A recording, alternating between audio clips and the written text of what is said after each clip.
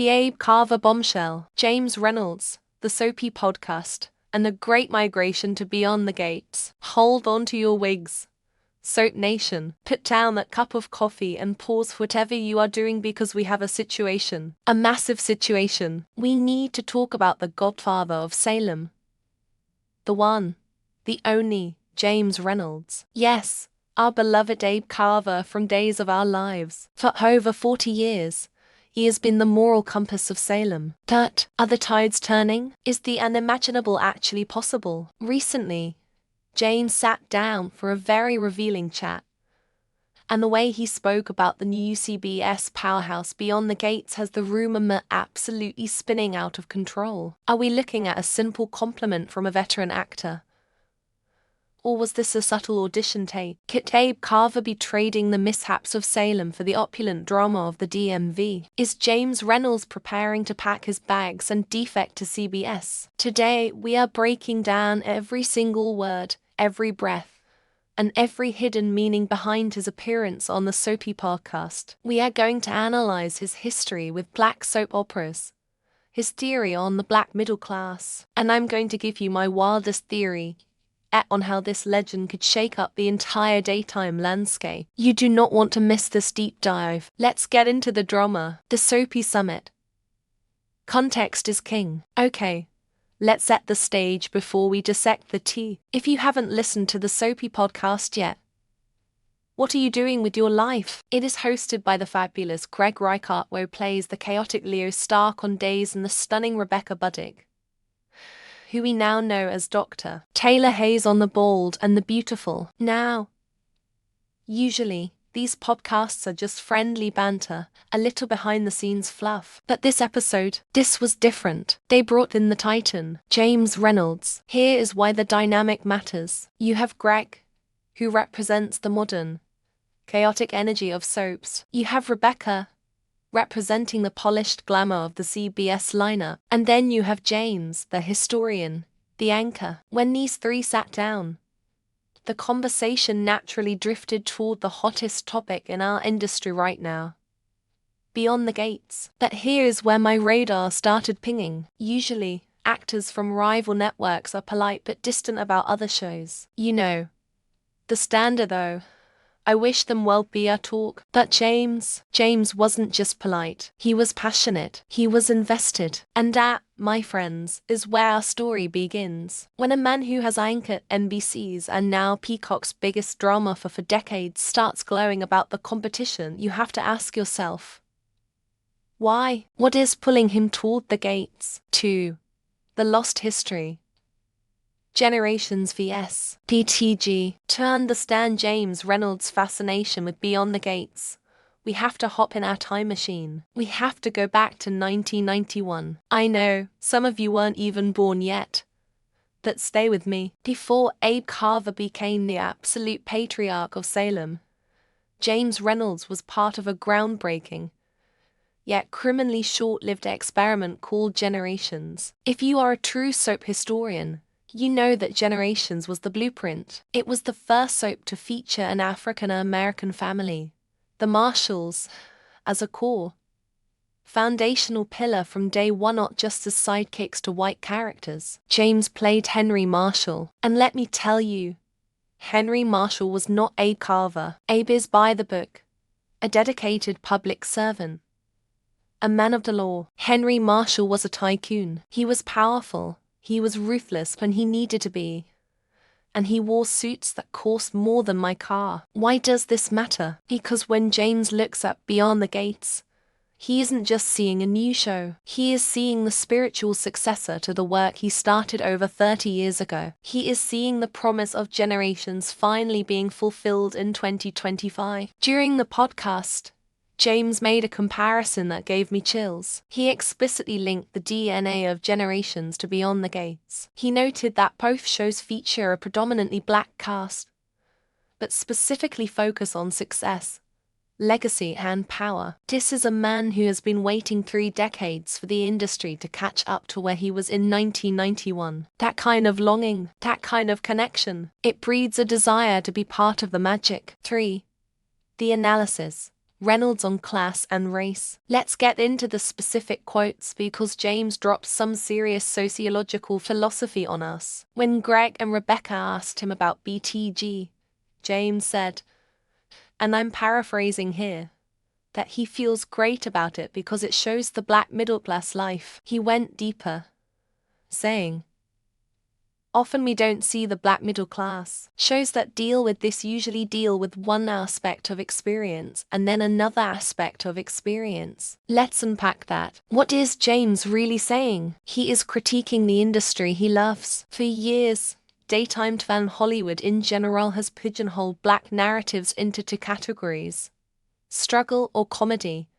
You're either fighting out of poverty in a gritty drama, or you're the sassy best friend. James Reynolds, staring down the barrel of his legacy, is tired of that. He sees Beyond the Gates doing what Days sometimes struggles to do, showcasing black excellence as the norm, not the exception. He mentioned that in BTG, your blackness is critical to your existence, regardless of your bank account. I find this fascinating coming from the actor behind Abe Carver. Abe is an incredible character, but for a long time, Abe's blackness wasn't central to his storylines until the arrival of the Carvers and Paulina Price. James is acknowledging that BTG is starting at a level of cultural authenticity, and it took Days 40 years to build toward. Is there a hint of jealousy there? Maybe not jealousy, but perhaps professional yearning. Imagine being an actor of his caliber, seeing a script like Beyond the Gates where the cultural nuance is baked into the crust, not sprinkled on top. It has to be tempting. For the big theory, will he leave DOOL? Host. Okay. This is the moment you have been waiting for. The elephant in the room. Based on this glowing endorsement, and based on the fact that James Reynolds is clearly captivated by what Michelle Valjean is building over at CBS, could James Reynolds actually leave Days of Our Lives to join Beyond the Gates? Let's look at the evidence and play devil's advocate. The case for leaving. The full circle moment. James played Henry Marshall in Generations. Joining BTG would be the ultimate poetic justice, finishing the mission he started in the 90s. The schedule.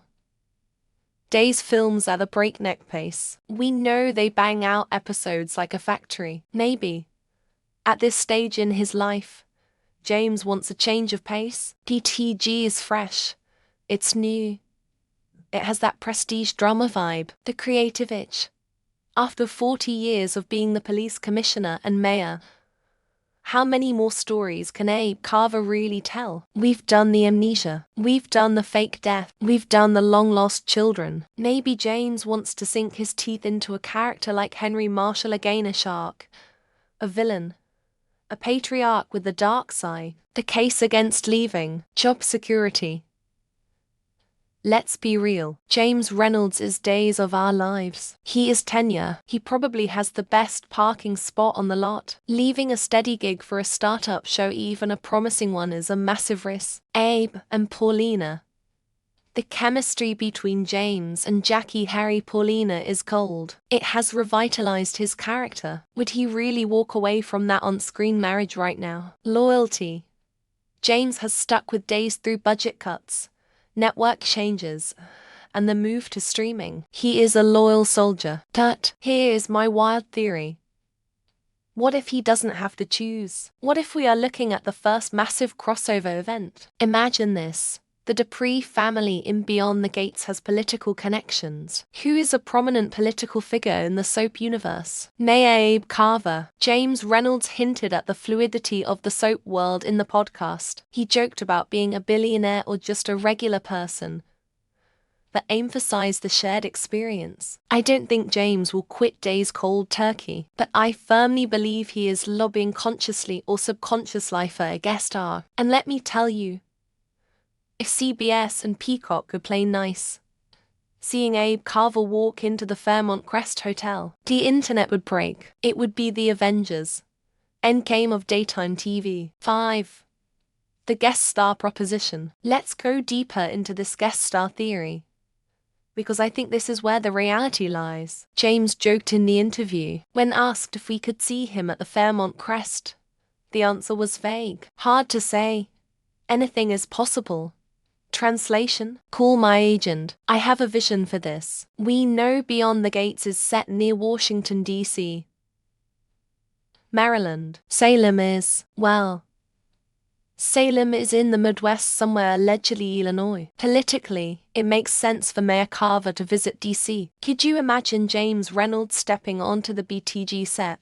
Not as Abe, but as a completely new character. Perhaps a nod to Henry Marshall, an estranged uncle of the Duprees family who returns with secrets. This allows James to scratch that itch, to be part of this historic black soap renaissance, without losing his pension at days. It is the best of both worlds, and listening to the respect in his voice when he talks about the show, I think he would jump at the chance. He wants to be part of history. He knows BTG is history in the making. 6.